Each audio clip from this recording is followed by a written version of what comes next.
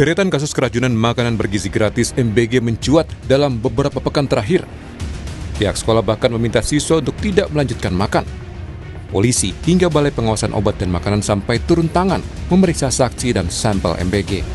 Keracunan MBG antara lain terjadi di wilayah Cipongkor, Bandung. 17 September. Kedua dari Kemenkes, 60 kasus dengan 5.207 penderita.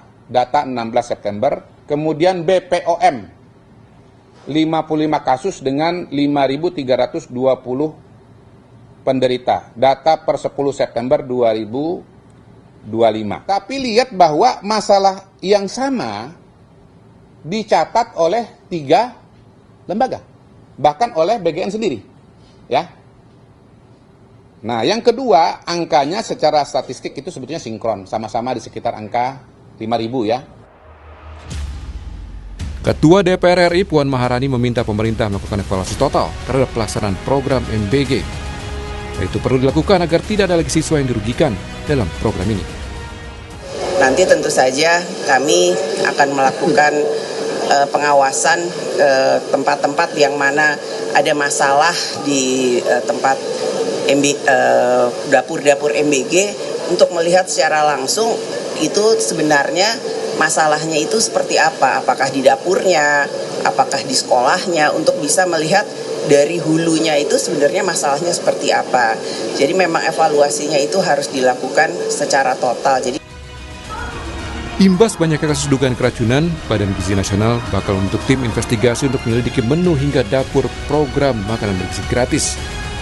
BGN menilai belum tentu semua makanan yang bermasalah memicu keracunan. Saya akan membentuk tim investigasi untuk masalah hal yang diduga keracunan dan juga tim investigasi di bidang menu makanan atau dapur.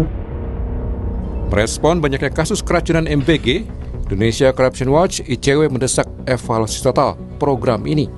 ICW menilai tata kelola program MBG buruk dan minim pengawasan. Dengan adanya terbukti tata kelola yang buruk, minimnya akuntabilitas, dan berulang kali merugikan warga, dalam kondisi seperti ini, pemerintah harus segera menghentikan pelaksanaan MBG agar tidak terus menimbulkan kerugian lebih besar bagi masyarakat. Setelah dihentikan, diperlukan evaluasi total yang melibatkan publik, terutama siswa, guru, orang tua, dan kelompok masyarakat.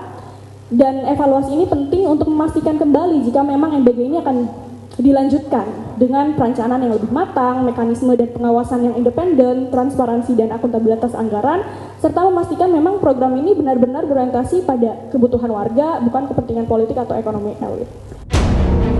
Program MBG baik sebagai intervensi pemerintah untuk mengatasi masalah gizi buruk dan kesehatan siswa, serta menggerakkan roda perekonomian. Menurut ICW, pemerintah harus memastikan perbaikan tata kelola, akuntabilitas, dan orientasinya harus benar-benar kepada siswa dan sekolah. Tim Liputan Kompas TV.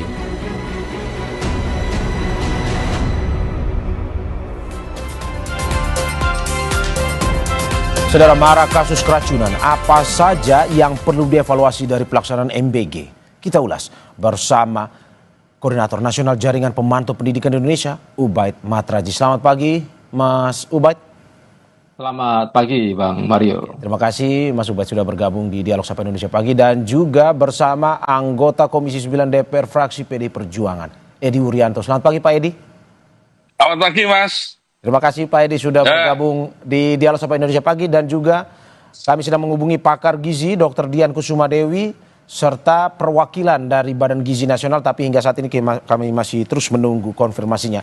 Saya ke Mas Ubaid terlebih dahulu. Mas Ubaid, dari catatan Anda sampai hari ini, data yang dimiliki, ada berapa korban keracunan MBG dari pemantauan? Iya, jadi korbannya ini semakin lama semakin banyak, ya. Dan peningkatannya tidak di angka ratusan, tapi ribuan ya. Benar tadi yang disampaikan beberapa kalangan, itu datanya di sekitar angka 5.000, itu minggu yang lalu. Kemudian Pak Kodari tadi juga menyebutkan angkanya juga sekitar 5.000 itu di 17 September ya, itu sudah seminggu yang lalu. Nah kalau sekarang data JPPI yang terupdate itu sudah naik 1.000. Jadi ada 6.452 ya. 6.000 lebih saat ini berarti ya? Iya, saat Per hari ini. ini? Jadi kalau seminggu lalu memang di angka 5.000, tapi sekarang per hari ini sudah 6.452. Jadi udah naik 1.000. Ya. Karena itu kami mencermati bahwa ini kenaikannya sudah tidak ratusan lagi, tapi per minggu bisa ribuan. Karena itu kami mendesak supaya ada penetapan status kejadian luar biasa ya. Karena kami tentu mengutamakan keselamatan anak-anak, nyawa anak-anak gitu. Sehingga ini tentu perlu ada evaluasi yang serius, semua pihak duduk bareng gitu ya. Karena ini simpang siur di sekolah, orang tua, anak-anak. Justru sekarang kami menerima banyak surat ya, dari sekolah, kemudian dari orang tua, itu mereka pada menolak ya, karena ya mereka trauma dengan anak-anaknya yang pernah keracunan atau sekolahnya yang pernah kejadian keracunan, tetapi pihak dapur ternyata tidak bertanggung jawab penuh gitu, sehingga mereka menuntut ada evaluasi, ada perbaikan sistemnya, tata kelolanya gitu. Oke, Mas Ubay, kalau dari ini total yang Anda hitung sehingga saat ini 6.000, apakah memang ini ada di daerah mana saja yang mayoritas terkena dan apakah memang ada mungkin saja daerah yang sebelumnya sudah kena berjalan normal kembali terus kena lagi, atau memang ini bersifat baru semua dari pantauan Anda? Iya, yang paling parah itu ada di Jawa Barat ya. Angkanya sudah lebih dari 2.000 dan juga Barat ini juga melibatkan di kabupaten kota yang kejadiannya nggak hanya sekali, tapi tadi yang Bang Mario sampaikan berkali-kali gitu ya. Jadi, tetapi kami ini kan menyebar relawan untuk melakukan pemantauan itu kan di seluruh kabupaten kota dan juga provinsi. Dan dari 6.000 itu ternyata merata ya di hampir 18 kita temukan per hari ini itu sudah 18 provinsi yang sudah ada kasus keracunan. Termasuk di kabupaten kota juga merata ada banyak di kabupaten kota gitu. Karena itu kami berkesimpulan sebenarnya ini problemnya tidak hanya di level dapur ya, tetapi juga di level BGN. Sistem yang dibikin oleh BGN, kemudian tata kelola yang diterapkan oleh BGN, kemudian quality controlnya, pengawasannya gitu. Kalau JPP ini kan kami banyak bersinggungan dengan stakeholder di sektor pendidikan gitu ya. Sekolah-sekolah ketika ada banyak keracunan MBG, itu dinas pendidikan sama sekali tidak tahu, sama sekali tidak dilibatkan gitu kan. Kemudian Kementerian Kesehatan di banyak daerah, dinas-dinas kesehatan juga tidak tahu, tidak banyak dilibatkan gitu. Sehingga ketika ada banyak keracunan, kemudian perangkat Kementerian Kesehatan itu kan sampai sekolah-sekolah. Di sekolah itu ada UKS, di masyarakat ada posyandu, semua itu tidak libatkan di dapur, kemudian quality control MBG itu. Saya ke Pak Edi. Pak Edi, bagaimana dari DPR sendiri melihat JPPI sudah punya catatannya sendiri, dari DPR seperti apa catatannya? Ya, Pak Mario, jadi Mas Ubaid tadi benar juga. Kemarin juga sudah kita bahas di Komisi 9 dengan Pak Ubaid. Jadi intinya bahwa Presiden kan keinginannya mulia itu, program untuk membantu rakyat miskin agar tidak terjadi malnutrisi dan stunting, dan itu akan berpengaruh terhadap quality SDM. Nah, sejak awal kami sudah memberi warning, ada PP 86 2019 yang mengatur tentang keamanan pangan, terutama pangan olahan siap saji yang melibatkan antara BPOM dan Kementerian Kesehatan dan pemerintah daerah. Kan persoalannya ini kan keracunan kan. Kalau ada keracunan, Mas Ubed tadi benar, berarti ada tata kelola yang ada di SPPG itu tidak baik atau berjalan tidak baik, atau sistem yang ada di BGN tidak berjalan dengan baik.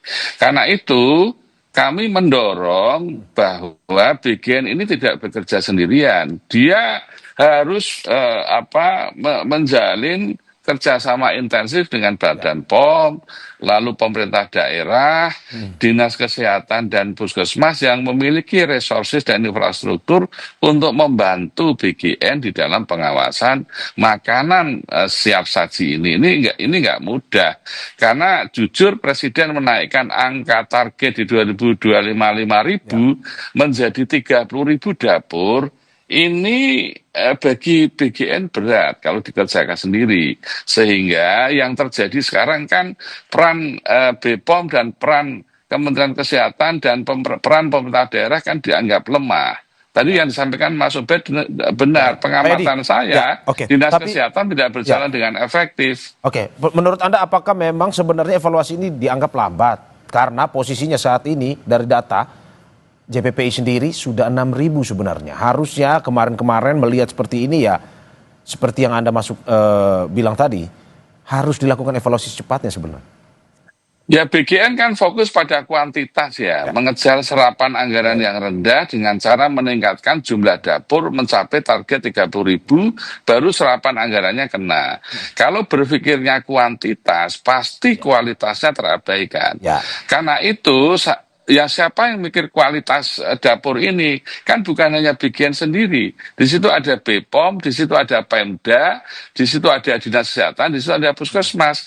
Maka pelatihan pada SPPI, pengawasan keamanan di lapangan, mulai dari produksi, mulai dari penyimpanan, pengangkutan, perdagangan, ini harus ada pihak BPOM dan Kementerian Kesehatan dan Dinas Kesehatan yang terlibat di situ. Dengan demikian maka kalau ada keracunan ini, siapa yang paling bertanggung jawab adalah bukan hanya BGN tapi BPOM dan Kementerian Kesehatan. Oke, Pak Edi, tapi kan terkait dengan kuantitas ini, jumlah serapan ini kan berhubungan juga dengan anggaran yang diserap sebenarnya. Sehingga pemerintah fokusnya sebenarnya untuk sambil berjalan yang kualitas itu, kuantitasnya juga menjadi faktor utama untuk anggaran terserap ini. Menurut Anda itu masih salah? Saya kira BPOM harus melakukan penjaminan mutu internal ya untuk menjamin quality tadi. Jadi dia harus memiliki sistem pengawasan kepada semua SPPI dan ahli gizi dan semua yang terlibat di dapur ini melakukan SOP dengan benar. Dia harus miliki itu. Tapi penjaminan mutu eksternal yang melibatkan BPOM, Kemenkes itu juga harus dilakukan.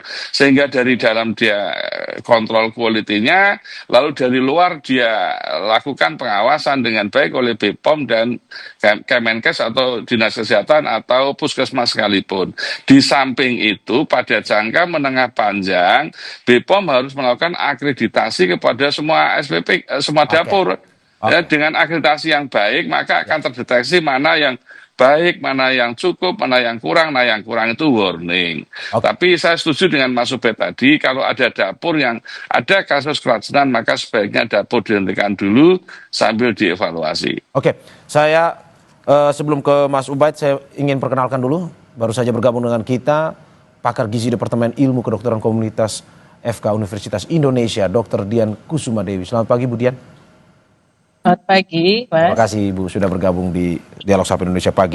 Tahan sebentar, Bu, saya ke Mas Ubed dulu. Mas Ubed, kalau kata Pak Edi, kualitas harus berjalan seimbang. Bahkan sebenarnya kualitas sebenarnya yang harus di fokus utamanya ketimbang kuantitas. Tapi kan ini sebenarnya berhubungan dengan anggaran, terserap penyerapan anggaran. Menurut Anda seperti apa?